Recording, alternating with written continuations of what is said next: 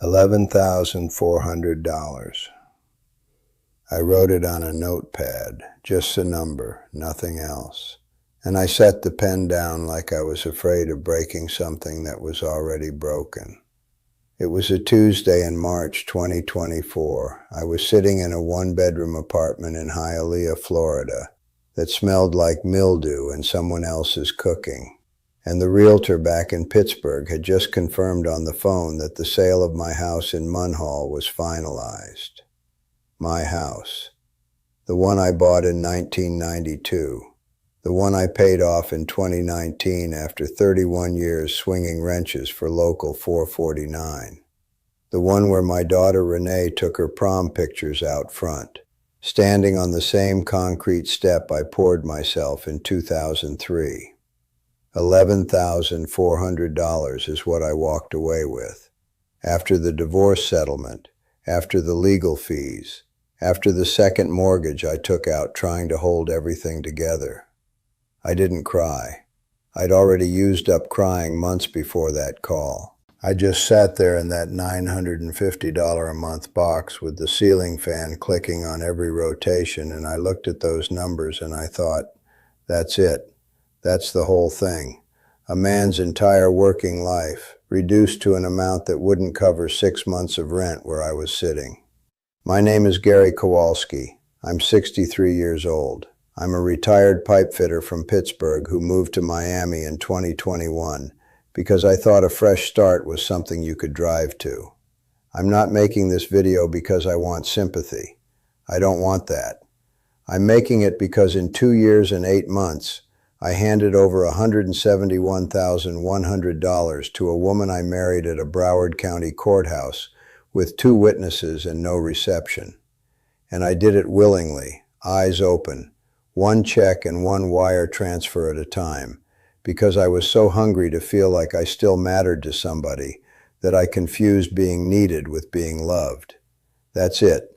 That's the whole disease right there. And if you're a man sitting alone somewhere right now, retired or close to it, feeling like the weeks are just dissolving and nobody would notice if you disappeared, I need you to stay with me, because what I'm about to tell you is exactly how that feeling becomes a door, and exactly who walks through it. I spent 31 years doing the same thing, and I was good at it.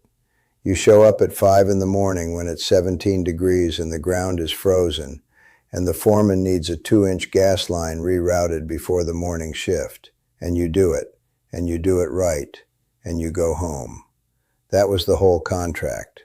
I wasn't building a legacy. I was building a paycheck and a pension and a house that didn't leak.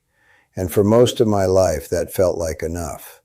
Deborah and I split in 2009, not because anyone cheated, not because anyone screamed, just because 19 years of parallel living eventually runs out of road. We shook hands, basically, divided the furniture. She took the good years. I kept the mortgage. My son Marcus called on Father's Day and at Christmas, which I appreciated even when the conversations lasted 11 minutes. My daughter Renee and I were closer, until we weren't. After that there was Carol from Bethel Park, 14 months, and then she moved to Arizona to be near her grandkids, which was the right call for her, and left me with a house that had 4 rooms and 1 person in it. By 2017, I was genuinely alone, not between things, not healing from something, just alone. I retired January 2021. First week felt like a vacation. Second week, I reorganized the garage. Third week, I sat at the kitchen table at 2 in the afternoon and realized I had absolutely nowhere to be and no one who needed me to be there.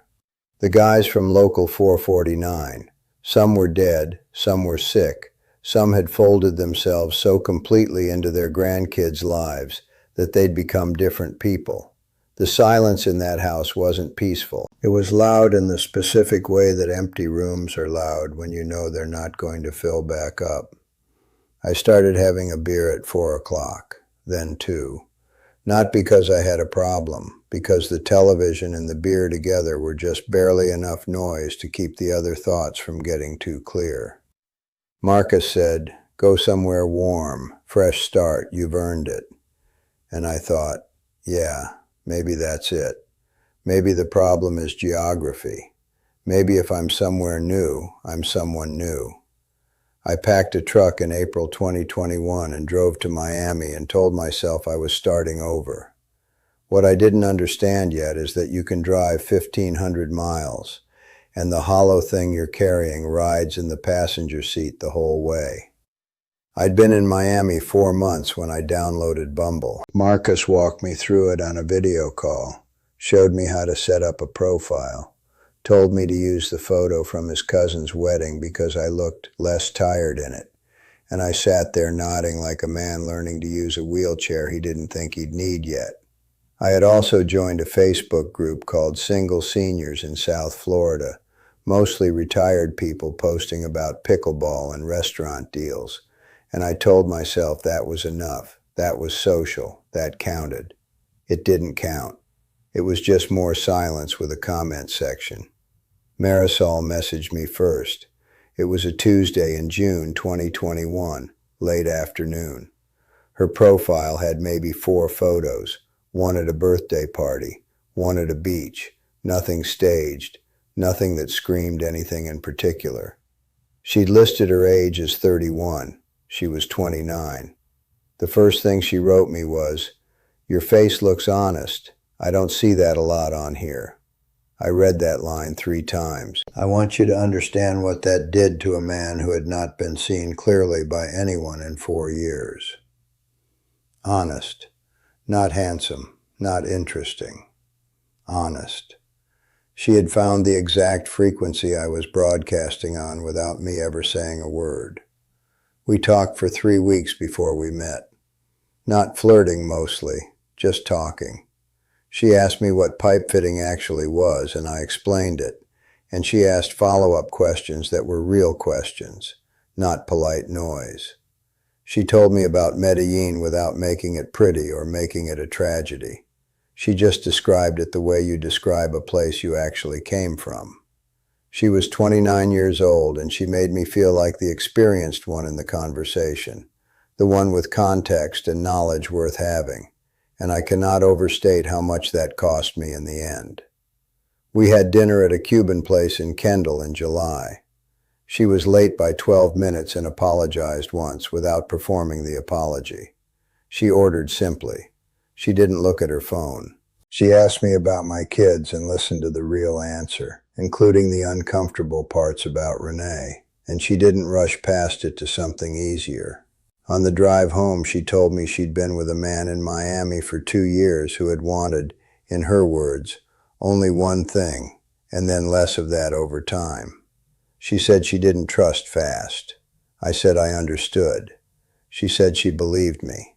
We didn't sleep together for 6 more weeks. I thought that was integrity. I thought that was a woman who valued something real over something easy. Maybe part of her did, or maybe she just understood that the longer I waited, the more I'd convinced myself the waiting meant something, that what was coming had been earned. By October, I was making her coffee on Sunday mornings and watching her read on the couch, and feeling a warmth in my chest that I hadn't felt since before Deborah and I became polite strangers. I was not thinking about the age difference. I was not thinking about visas or green cards or what any of it looked like from the outside. I was thinking, I'm not invisible anymore. And that thought was worth every single thing I was about to pay for it. It started with $1,800 in October 2021, 4 months into whatever we were, and I want to be precise about that because precision is what I've got left. Marisol called me on a Wednesday evening, voice low, telling me her mother Esperanza needed a cardiac medication that Colombia's public health system didn't cover, and I didn't hesitate, not for 1 second, because I told myself that's not a gift. That's just what you do when someone you care about is in a bind. And a man with a pension and a paid-off house in Pittsburgh and $74,500 in a TD Bank savings account does not look at $1,800 and call it a sacrifice. He calls it Tuesday. By January 2022, her work visa was expiring, and her hospitality employer in Brickell wasn't renewing. And an immigration attorney, real guy, licensed, Coral Gables office, laid out the math in plain English. Green card through marriage is a pathway, and I had already asked her twice in quiet moments if she could see a future with us, and she had answered both times with a warmth that wasn't quite yes, but was close enough for a man who'd stopped expecting yes from anybody. So in February I asked her properly, and she said yes, and I told myself I wasn't doing it for the visa. I was doing it because I was 62 years old and she made me feel like I had something left to give, which is the most expensive sentence I've ever thought. We married at the Broward County Courthouse in March 2022. 2 witnesses, no reception. And when I called Marcus, he said, "Dad, are you sure?" And I said yes, and I have never been less sure of anything. But sureness wasn't the currency I was operating in. Hope was. And hope doesn't have a credit limit until it does. In May, Tomas's university tuition came due. $4,200 for the semester at the private technical college in Medellin. And Marisol asked if we could help. And I noticed she said we, and I held on to that word like a lifeline because we meant I was part of something. And I wrote the wire transfer and filed it under investment in our family, which is the kind of accounting you do when you've decided the math has to work out. August, we filed the green card paperwork, I-130, then I-485.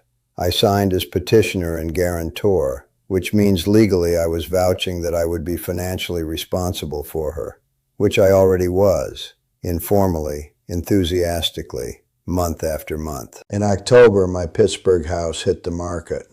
Marisol had made the reasonable point, the completely correct point, that paying property tax on a house in Pennsylvania while living in Miami was irrational. And I agreed because she was right. And I took the equity and we found a $340,000 condo in Doral with a pool and a gym. And I put down $68,000, 20%. And I told myself this was not spending money. This was converting money, equity into equity, Pittsburgh into Miami, past into future. And the mortgage was in both our names, and that felt like permanence, felt like proof. January 2023. $3,500 to Marisol's cousin's family after the flooding. Western Union, gone in 4 minutes. April, Esperanza's second cardiac event. Hospital stay, $7,400 wired in 2 transfers. And after that, my TD Bank savings account held $9,800, which I looked at and told myself was fine, that the condo was the asset now, that the condo was the savings. That a man with a home and a wife and a plan doesn't need a savings account the way a man alone does. I had converted my loneliness into a mortgage. I had turned my hunger into a down payment. And in May 2023, Marisol's green card came through, and I took her to dinner in Coconut Grove and ordered champagne, and she held my hand and said she couldn't have done it without me. And I believed her, and I was right, and that is the most brutal part of all of it. August 17th, 2023. I wake up at 6:12 in the morning and the bed is empty on her side, which isn't unusual, except something is wrong in the room and I can't name it yet. I stand in the closet doorway in my boxers and I look at her side, and it takes me almost a full minute to understand what I'm seeing. The dresses are gone. Not her work uniforms. The dresses. The black one she wore to her friend's birthday in Wynwood. The red one I watched her put on in the mirror one Saturday night while I sat on the edge of the bed feeling like the luckiest man in South Florida. The 2 shoe boxes on the top shelf. Gone. I open her bathroom drawer and her passport isn't there. I call her. 4 rings. Voicemail. I call again. Same. I text. Marisol, where are you? Are you okay? The message delivers. It sits there delivered and unread, and I sit on the edge of the bed and I wait, and the ceiling fan clicks on every rotation, and I count the clicks, and at 2:30 in the afternoon my phone buzzes and it says, "Gary, I'm sorry. I need space to think. I'll be in touch with a lawyer.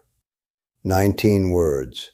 2 years and 8 months. 19 words. 3 days later, an attorney I've never heard of files for divorce in Miami-Dade County. Irreconcilable differences. The Doral condo, the one I bought with the bones of my Pittsburgh house, is now a marital asset under Florida law. She is entitled to a share. Her attorney is not wrong. The law is not wrong.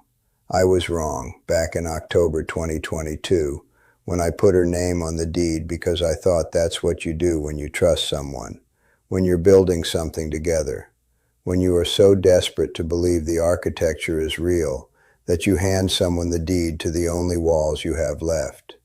We meet once at a Starbucks in Doral. Mediation attempt. Her attorney's idea. She's 15 minutes late. When she walks in, she is composed, professionally dressed, and she does not look guilty. She looks finished, the way a job site looks finished, cleaned up, ready for the next crew. She tells me she hasn't been happy for some time.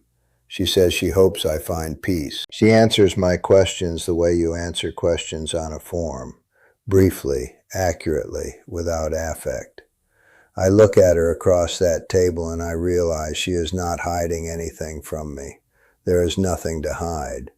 I was a problem she solved. The function is complete. 6 weeks later, a mutual acquaintance tells me she'd been with a man named Christian since March 2023, 2 months before her green card came through, 1 month before I took her to Coconut Grove and ordered champagne, and she held my hand and told me she couldn't have done it without me. And she was right. She absolutely could not have. I just didn't understand yet what it was. So here's the math. Final count. No editorializing. I started this chapter of my life with $261,500, the sum of 31 years of showing up in the cold before sunrise and doing the job right. I ended it with $9,200 in a bank account, $48,600 that evaporated into legal fees and equitable distribution, and a 1-bedroom apartment in Hialeah that smells like mildew and someone else's cooking, where I work 22 hours a week at a hardware store, not because I have to, but because I need somewhere to be when the ceiling fan starts clicking. $171,100. 2 years and 8 months. Gone. Not stolen. Handed over. 1 wire transfer at a time. By a man who needed to feel like he still had something worth giving. That's the thing nobody tells you about loneliness. It doesn't make you stupid. It makes you willing. And willing is worse, because willing means you saw the door and walked through it yourself. I didn't lose $171,000. I paid $171,000 to feel like I still mattered to someone. That's the price I put on my own emptiness. And the brutal truth, the part that keeps me awake at 3 a.m. in this box, is that Marisol never lied to me about the most important thing. She never said she loved me. She said she couldn't have done it without me, and she was absolutely right. And I toasted that sentence with champagne in Coconut Grove and felt like a man who'd finally won something. She didn't steal from me. She just accepted everything I handed her with both hands. And I kept handing it over because stopping meant admitting she was never mine to begin with. So if you're a man watching this right now, retired or close or just sitting in a house that got quiet in a way you can't explain, hear me. The hunger is real, and there is nothing shameful about it. But you need to know what it looks like from the outside before someone else does, because someone will. Fill the silence with something that doesn't require a wire transfer. Call your son back. Forgive your daughter for being right. Go somewhere real people are. The emptiness is not a problem that another person can solve. And if you try to pay someone to solve it, you will end up exactly where I am. 63 years old, writing a number on a notepad in a room that isn't yours, realizing the whole thing, the whole man's life, came down to one question you never had the courage to ask yourself. If you stayed with me this far, hit the like button. Subscribe if you don't want to make the same mistake I did. And tell me in the comments, have you ever paid for something you called love? Because I don't think I'm the only one.